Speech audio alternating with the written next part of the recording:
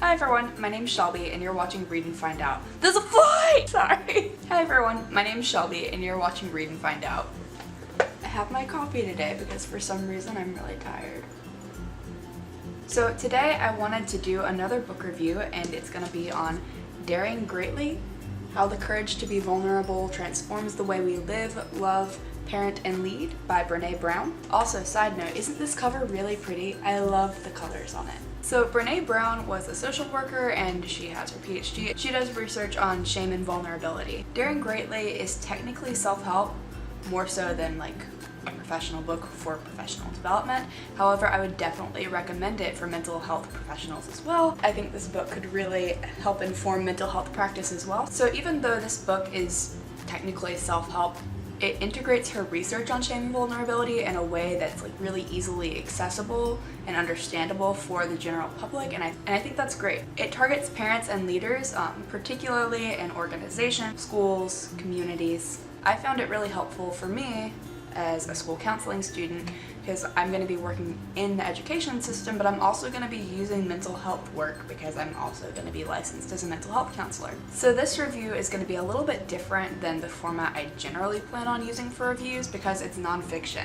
So I'm not going to have like favorite moments at the end like I did in my Fantastic Beasts review, which I'll link below. I'll probably throw in some quotations from Brown in the likes section of the video, but I'm still gonna do like likes and dislikes. So my absolute favorite thing about this book was the integration of her research. I'm someone who's really interested in research in these areas anyway, but the way she presents it was really easy to like breeze through. She pretty much is pointing out the correlations between like being vulnerable and expressing courage, and then how that relates to one's feelings of self-worth. The way that she describes vulnerability and having the courage to be vulnerable was something that really made sense to me as an Adlerian school counselor, and I can kind of explain what that means to you really quickly. So for counseling professionals, everybody has a different kind of theoretical orientation that they work from, but it's kind of a different mindset, like an entire way of viewing therapy and the person and how people change. So mine is Adlerian, which was developed by Alfred Adler,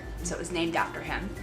And one of the big assumptions that's made in Adlerian therapy is that people are discouraged and that they're in need of encouragement, and one of the roles of the counselor is to find instances in their lives where the client is doing something that's courageous or expresses the courage that they have, and to point that out to them so that they're aware that it exists and that kind of is encouraging to them. That's something that before I even knew Adlerian was a thing, I was already kind of doing in my own like practice sessions, so that made a lot of sense to me. So talking about the courage to be vulnerable and linking courage with vulnerability makes so much sense because being vulnerable is hard. Like, I know that a lot of times vulnerability is perceived as weakness, but Brown points out that that's not actually the case because it's hard to be vulnerable. It's uncomfortable. We don't want to.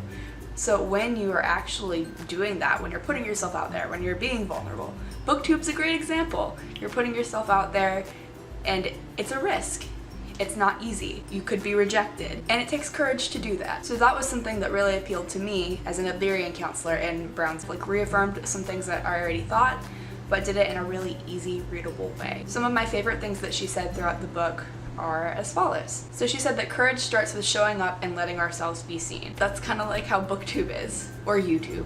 It doesn't have to be just BookTube. Right now, this is me. Like, you're seeing me and who I am and what my thoughts are, and that's a form of courage, and that's because it's being vulnerable, and I feel like from a mental health perspective it's the same way for our clients, and we can point that out to them because they may not realize that it's courage. Another thing that Brown said was that vulnerability sounds like truth and it feels like courage. So we already talked about it feeling like courage, but sounding like truth makes sense because often vulnerability is like sharing truth that could be uncomfortable. Maybe saying something to your partner that you've been thinking or feeling, and like it's uncomfortable for you to feel this way, but you still share it with them. That's being vulnerable, and it's expressing a truth. Or confronting somebody on something that hurt your feelings. So there are things that are hard, but it's you telling the truth or being truthful or being true to yourself, and in its own way that being courage. I'm really big on the theme of courage, in case you haven't noticed. And one of the final things that I like that Brown said, well, not really one of the final things, it's I'm not going to share every single thing with you, I'm just sharing snippets with you, was that shame derives its power from being unspeakable. And like, that's so freaking true. The entire reason that shame is like such a big thing is because you can't talk about it. Like, you don't talk about the things you're ashamed of. But like, would it be as big of a deal if we were able to speak about it freely? Probably not. As for things that I disliked about this book, there really wasn't much. I gave this 4.5 stars. The reason that I knocked it down half a star is because it was often pretty repetitive. Like, she uses a lot of the same phrases over and over. And I get that you want to use similar phrases throughout your book so that people get the point, but like, sometimes it was like, okay, yes, I get this point, but you say it in every chapter. But hey, at least I'm not likely to forget that I'm hardwired for connection and I'm deserving of love and belonging after reading it so many times. So is it really that much of a downfall? So like I said, I gave this book 4.5 stars and I would recommend it for like virtually anyone. Again, it's self-help, but it's like research-based self-help.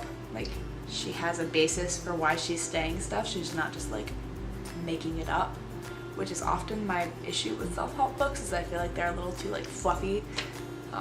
But this is something I'd recommend for anybody, particularly people who want to develop themselves personally and interpersonally. And if you're struggling with shame, also if you're feeling like you want to be vulnerable but you don't quite have the guts or the courage to, I think this book would be a good source of encouragement. I think reading this book actually also helped me to kind of like take the little like leap to start a channel and share stuff with people on the internet, because it's kind of intimidating. And I would still recommend this for mental health clinicians to help inform them on their practice and to take like a strengths-based approach to encourage them in their vulnerability. I mean, being in therapy in and of itself is being vulnerable, and I think that people may not realize that that's almost an act of courage, just going to therapy. But anyway, that's gonna be it for this video. Comment down below and let me know if you've read this. Have you seen Brene Brown anywhere else or read anything else from her? I also know that I really enjoy her TED Talks and I recommend looking at them. I'm the kind of person who really likes TED Talks, so I hope you enjoyed this video. If you did, please like and subscribe and comment below. Like I said, I'd love to interact with you. I hope you have a good day, and until next time, bye.